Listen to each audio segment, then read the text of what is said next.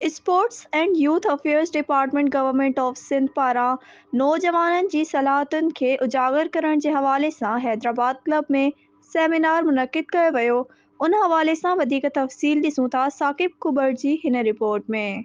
Sports and youth affair department government of Sindh के ताउन से हैदराबाद क्लब में जो है नौजवानों की हौसला अफ़जाई के हवाले से प्रोग्राम मुनक़िद किया वियो।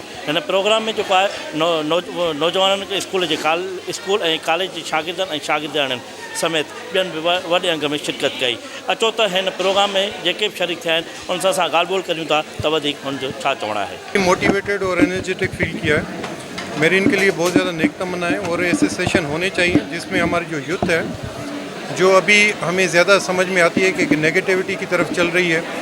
अमूमन नशे जो आइस के और ड्रग्स के वो ज़्यादा यहाँ पर रिपोर्ट हो रहे हैं। इस किस्म के सेमिनार्स उनको मोटिवेट भी करेंगे और के एनर्जीज़ और उनको भी जो है ना बेहतर तरीके से जो मुल्क की खिदमत के लिए उनको मोटिवेट करके उनको उस रास्ते पर ले आएंगे।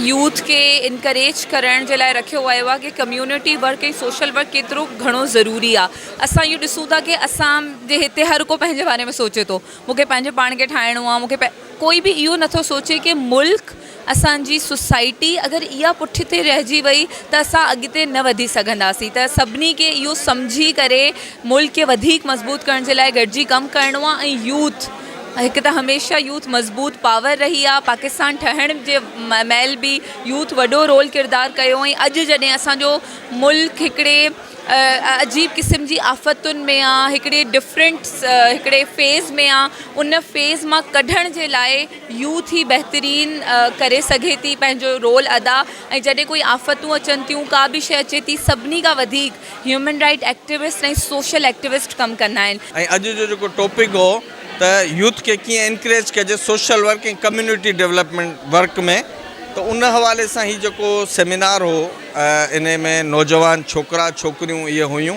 ऐं जेको ही प्रोग्राम हो इन में तव्हां ॾिठो तो मुख़्तलिफ़ लॉ कॉलेज मुख़्तलिफ़ कॉलेज जो छोकरी छोकरा आया जिनके काफ़ी शयूं कुछ सीखण जे लाइ मिलियूं। जंहिंमें असां चीफ गेस्ट SSP हैदराबाद साहब के कयोसीं, उहे आया, उन्हनि बि पंहिंजा एक्सपीरियंस शेयर कया त हीअ जेके असांखे कोरोना या मुख़्तलिफ़ जेके ॿियूं वबाऊं अचनि थियूं उन हवाले सां असांजी जेका यूथ आहे उहा छा थी करे सघे। सो इहे जेके नौजवान आहिनि उन्हनि खे अगरि जेसिताईं असां ऑन बोर्ड न खणी ईंदासीं तेसिताईं कंहिं बि सोसाइटी में कंहिं बि कम्यूनिटी में डेवलपमेंट न अची सघंदी। इन लाइ बिकॉज़ असांजी मेजॉरिटी पॉपुलेशन यंगस्टर हुजण जी वजह खां उन्हनि जो वॾो रोल आहे हिकिड़ी डेवलपमेंट में। सो अहिड़ा अगरि प्रोग्राम थींदा रहंदा त ऑब्वियसली जेकी असांजी यंग जनरेशन आहे उन्हनि में पार्टिसिपेशन जो वधीक उन्हनि खे मौक़ो मिलंदो।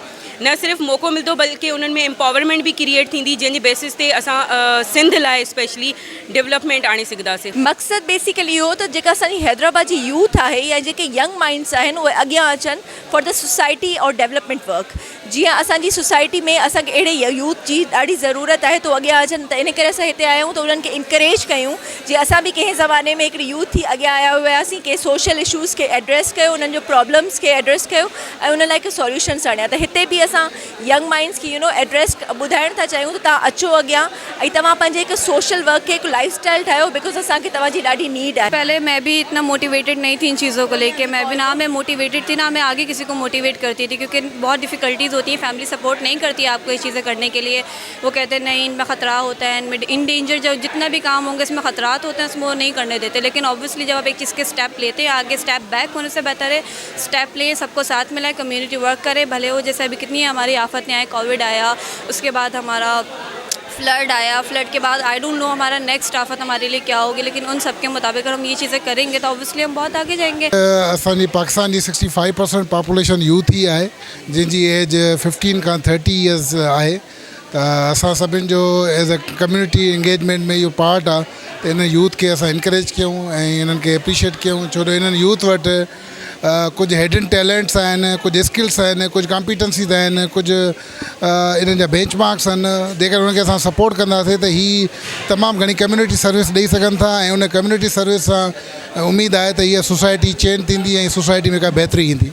ये सोशल वर्क के हवाले से था, इनक्रेज करना था यूथ को, उस हवाले से था हम यहाँ पे आए और बहुत ही ज़्यादा कुछ सीखने को मिला है।